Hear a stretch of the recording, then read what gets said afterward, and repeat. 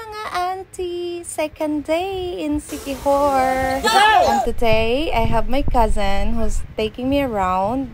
So we'll visit the waterfalls and the underground river pala. So here is the Lagaan Falls. I like it here kasi wala masyadong tao. You could swim, you could jump, you could swing as much as you can. Ikaw na lang mapapagod. So first try ako dito sa water slide. Medyo takot pa ang auntie. Pero okay lang naman pala. Wala namang mga bato-bato sa ilalim. Medyo malalim siya ha, in fairness. And of course, kudos dito sa mga kuya, sa mga human drone na very supportive. And you know, they will not ask for anything, but you could give them something, donation or tip. And my first attempt sa rope swing failed. Failed si ante. So I'll try again. At ayan, si auntie nyo, naggaganda-gandahan na naman, feeling fairy. Tinkle bell. Well, I'm just appreciating the nature kasi ang ganda. And of course, my cousin Soy is very supportive. Kahit pa ulit-ulit kang mag-slide, ikaw na lang mapapagod. It's unlimited kasi wala nga masyadong tao. So you should also visit this place. Just search for Lagaan Falls. Ayan. Tawang-tawa ako sa mga human drones.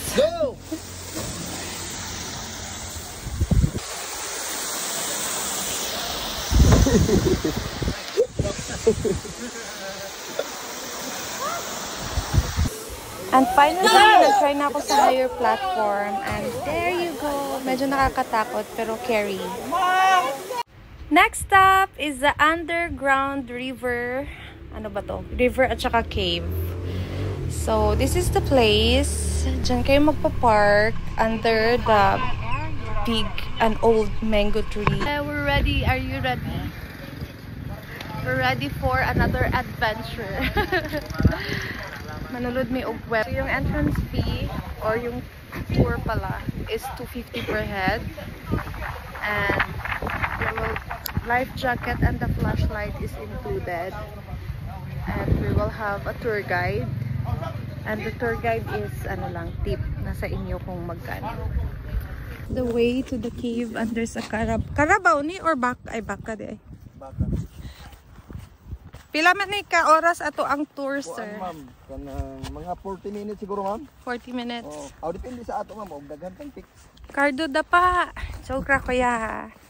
Joker ra gugo ya. Sa unang panahon sa mga karaang tao pa diri sila mga los kay wa pa may mga gripo sa unang panahon. Sila mga los ang mga tao nya ang ilang hagdan sa una kawayan pa. Pero karon amo naman ning sige. Ay, paggunit kuya, maradlok po tani. Wala problema, ma'am. Bantay mama sa taas na bato. Basin mo abot inyong ulo diya. Muni ato ang last nga hagdan. Nya sunod sa hagdan river na dayon. Na ay mga tao gikan didto. Sige, padayon ta. Ang flashlight. Okay, picture.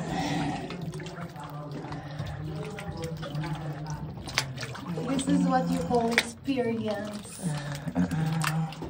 Palungay mo suga, ma'am. Okay. Lalo ko dahil siya, no? 12 feet dito, ma'am. 12. Bantay sa na bato sa dapit sa wala ha. Kaysa kilid na bato.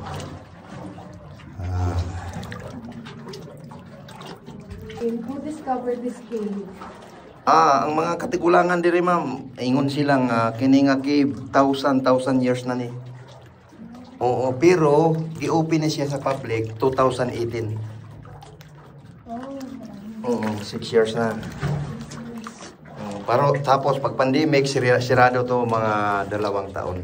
Wala ka ingon nga na yung mga bukawan diri or anything? Wala na mi kabalo, ma'am, kay ambot ka ang mga unang mga tao diri sa una o unsa ka ilang nakita diri.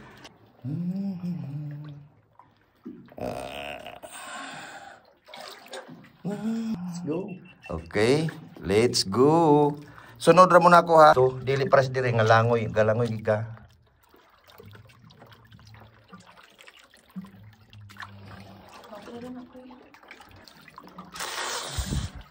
Paingon ka diri kuya. Oo.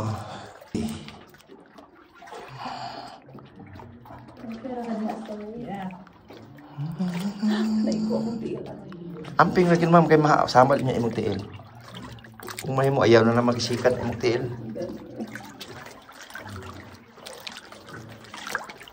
So, dito na yung pinaka-end ng cave at dyan ang gagaling yung water. Sabi, pag morning daw, pwede nilang inumin kasi sobrang linaw. Pero kasi hindi naman kami morning, bawal na daw inumin kasi baka may mga ihi.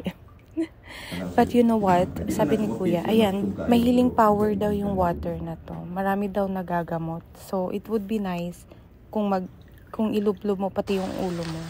So, I did it. Okay naman.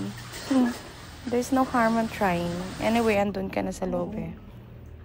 Mudako pa ni siya, no? O, mudako pa na siya. Magkatuigan. Kananay mga Nindot ang murag mga tela rang agi. Kung galing kod, may ulo, may abaga. O, may paa niya, o. And pabalik na kami. Medyo talaga maliit yung way. Pero hindi siya nakakatakot Kaya lang din kailangan ng life jacket kasi nga malalim yung tubig. At mga auntie, take note na medyo challenging ang pabalik kasi going in is going down, going out is going up. So kayo na mag-analyze. So hingal talaga siya kasi nga paakyat. But it's fun. It's worth all the kapoy, the pagod. So I highly recommend to visit this underground river and Dalagaan waterfalls. So thank you so much mga auntie, mga uncle for watching. See you in the next one. Mwah! May pag-kiss, no?